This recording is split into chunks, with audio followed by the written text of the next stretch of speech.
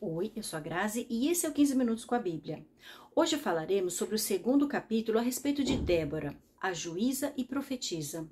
O significado de seu nome é abelha.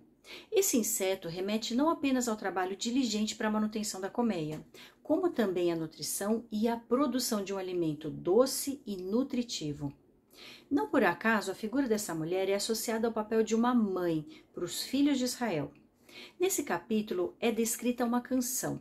Em alguns momentos em que Deus concedia uma grande vitória ou um livramento, era composto um cântico de louvor, em que a história é retratada e uma exaltação ao Senhor é feita. Já vimos Moisés e Miriam procederem dessa forma. Se prestarmos bastante atenção aos detalhes dessa história e ao contexto de cada verso, poderemos extrair grandes ensinamentos. No capítulo anterior, vimos que não era comum uma mulher ser levantada como juíza. Os líderes dos israelitas eram sempre homens, mas como todo juiz sempre foi levantado por Deus e não escolhido por mãos humanas, creio que existe uma razão especial para uma mulher ter sido escolhida.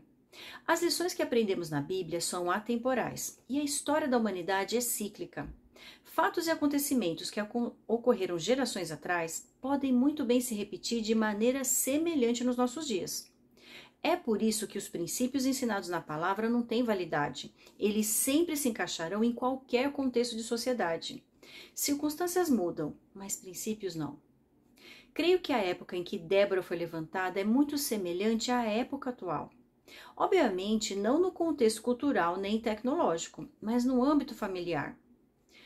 Tanto quanto naquela geração, hoje temos uma carência muito grande de mães sábias como Débora. E a consequência disso é a falta de homens fortes e corajosos, que tenham sido preparados para assumir o papel que Deus lhes reserva. Costumo dizer que espaços não ficam vazios, eles sempre são preenchidos por algo ou por alguém. Não haveria necessidade de Deus levantar uma mulher como juíza se houvessem homens fortes, sábios e corajosos. A prova disso é a forma como Baraque reage ao chamado que Deus lhe fez.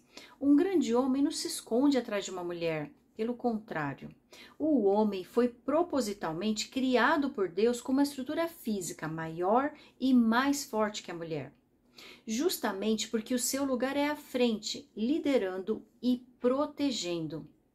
Espero que esse entendimento não soe de nenhuma forma como machismo. Aqueles que entendem o caráter de Deus já compreenderam que homem e mulher possuem exatamente o mesmo valor diante do Senhor. O que difere um e outro é apenas a função para a qual foi criado. Um homem não é capaz de carregar um bebê em seu ventre e nem amamentar uma criança. Ele é fisiologicamente impossibilitado de fazer isso. E não se trata apenas de características físicas, mas também emocionais. É a mãe que não se sabe como simplesmente desperta no meio da noite, repetidas vezes, no momento em que o bebê precisa de alimento. Não é preciso ler livros nem fazer cursos para entender essa lógica. Basta observar como o mundo funciona.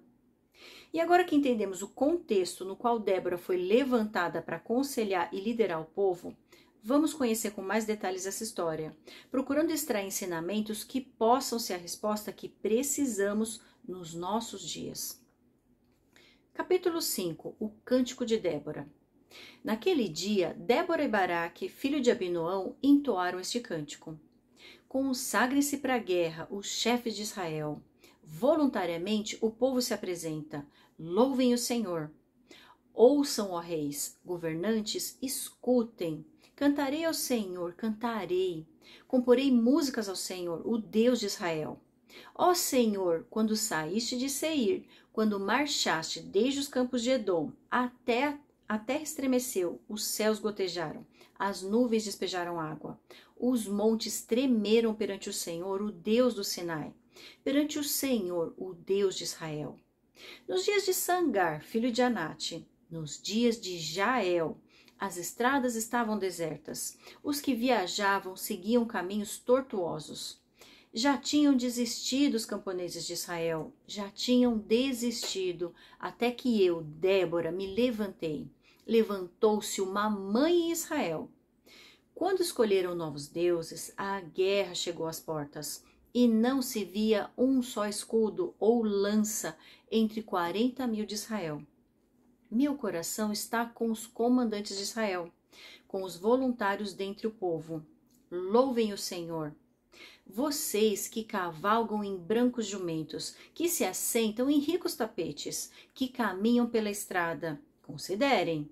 Mais alto que a voz dos que distribuem água junto aos bebedouros, recitem-se os justos feitos do Senhor, os justos feitos em favor dos camponeses de Israel. Então o povo do Senhor desceu às portas. Olha que interessante a estrutura de pensamento por trás dessa canção. Ela declara que voluntariamente o povo se apresentou para a guerra e então o Senhor saiu de Seir e feitos sobrenaturais começaram a acontecer para derrotar o inimigo. Sabe o que eu aprendo aqui? Enquanto não nos posicionarmos para a batalha, Deus não se moverá em nosso favor. Então é descrito o contexto em que viviam, dias de Sangar e dias de Jael. E por que especificamente eles foram mencionados? Sangar foi o juiz de um único ato mencionado na Bíblia, matar 600 filisteus com uma aguilhada de bois. Note que antes dele veio Eude e depois Débora. Só que no início do capítulo 4 é dito que depois da morte de Eude, os israelitas novamente fizeram o que Deus reprova. É como se Sangar nem tivesse existido, pois não deixou um legado, a não ser um único ato impetuoso. E eram dias de Jael, ou seja, mulheres que estavam em suas tendas, cumprindo seu dever e que precisaram sair para combater o inimigo, que os homens não deram conta de derrotar. Sabe qual é a lição que eu aprendo aqui? Espaços não ficam vazios. Quando um homem se omite e falha em desempenhar seu papel, uma mulher é obrigada a tomar a frente para resolver o assunto. O que eu estou querendo dizer é que se o espaço não for deixado vazio pelo homem, não haverá necessidade de uma mulher ir à luta. Dias de Sangar e dias de Jael representam homens e mulheres disfuncionais, uma verdadeira inversão de papéis e de valores, um querendo cumprir a função que é do outro. E sabe qual é o desfecho disso? Vemos na continuação do cântico, em que seguiam por caminhos tortuosos e haviam desistido.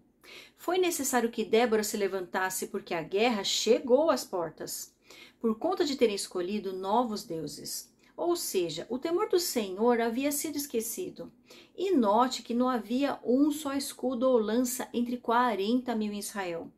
Creio que isso simboliza que não havia quem lutasse e quem protegesse. Embora fossem homens, não tinham escudo e nem lança. Por fim, são mencionadas as figuras de autoridade, os que cavalgam em jumentos e se assentam em ricos tapetes. Eles deveriam se lembrar de recitar em alta voz os feitos que Deus já havia realizado, para que o temor do Senhor fosse restaurado. Espaços não ficam vazios quando o temor do Senhor não é propagado por aqueles que deveriam recitar sua lei dia e noite. Esse espaço é preenchido pela idolatria, pela adoração a outros deuses. Versículo 12. Desperte, Débora, desperte, desperte, desperte, e rompe em cânticos. Levante-se, Baraque, leve presos os seus prisioneiros, ó filho de Abinoão. Então desceram os restantes e foram aos nobres. O povo do Senhor veio a mim contra os poderosos. Alguns vieram de Efraim, nas raízes de Amaleque. Benjamim estava com o povo que seguiu você. De Maquir desceram comandantes, de Zebulon os que levam a vara de oficial. Os líderes de Sacar estavam com Débora, sim, e Sacar também estava com Baraque, apressando-se após ele até o vale. Nas divisões de Ruben houve muita inquietação. Por que vocês permaneceram entre as fogueiras ao ouvir o balido dos rebanhos? Das divisões de Ruben houve muita indecisão. Gileade permaneceu do outro lado do Jordão. E Dan, por que se deteve junto aos navios? Azer permaneceu no litoral e em suas enseadas ficou. O povo de Zebulon arriscou a vida, como fez Naftali, nas altas regiões do campo. Vieram reis e lutaram. Os reis de Canaã lutaram em Taanaque, junto às águas de Megido, mas não levaram prata alguma, despojo algum. Desde o céu lutaram as estrelas, desde as suas órbitas lutaram contra Císera. O rio Quizon os levou, o antigo rio, o rio Quizon. Avante, minha alma, seja forte. Os cascos dos cavalos faziam tremer o chão. Galopavam seus poderosos cavalos. Amaldiçoem Meroz, disse o anjo do Senhor. Amaldiçoem o seu povo, pois não vieram ajudar o Senhor contra os poderosos. Aqui vemos que Débora despertou para irromper em cânticos e Baraque teve que se levantar para lutar. A função de Débora era exortar e encorajar. A função de ir à guerra era de Baraque. Ele deveria levar presos os seus prisioneiros. Se assim o fizesse, Sísera não teria ido parar na tenda de Jael. Depois são descritas as reações de cada tribo à convocação para a guerra. Vemos muita indecisão, covardia e falta de ação. Somente Zebulon e Neftali arriscaram a vida. Os demais permaneceram em cima do muro. Já os reis de Canaã vieram com tudo, mas desde o céu lutaram as estrelas e o rio Quizon os levou. E note que aos covardes é reservada a maldição, aqueles que não vieram ajudar o Senhor contra os poderosos. Versículo 24. Que Jael seja a mais bendita das mulheres, Jael, mulher de Eber, o queneu. Seja ela bendita entre as mulheres que habitam em tendas. Ele pediu água e ela lhe deu leite. Numa tigela digna de príncipes, trouxe-lhe coalhada. Ela estendeu a mão e apanhou a estaca da tenda, e com a mão direita o martelo do trabalhador. Golpeou Sísera e esmigalhou sua cabeça. Esmagou e traspassou suas têmporas. Aos seus pés ele se curvou, caiu e ali ficou prostrado. Aos seus pés ele se curvou e caiu. Onde caiu, ali ficou, morto. Pela janela olhava a mãe de Sísera. Atrás da grade ela exclamava: por que o seu carro se demora tanto? Por que custa chegar o ruído de seus carros? As mais sábias de suas damas respondiam, e ela continuava falando consigo mesma: estarão achando e repartindo os despojos? Uma ou duas moças para cada homem? Roupas coloridas como despojo para Sísera? Roupas coloridas e bordadas? Tecidos bordados para o meu pescoço? Tudo isso como despojo? Assim pereçam todos os seus inimigos, ó Senhor, mas os que te amam sejam como o sol, quando se levanta na sua força. E a terra teve paz durante 40 anos.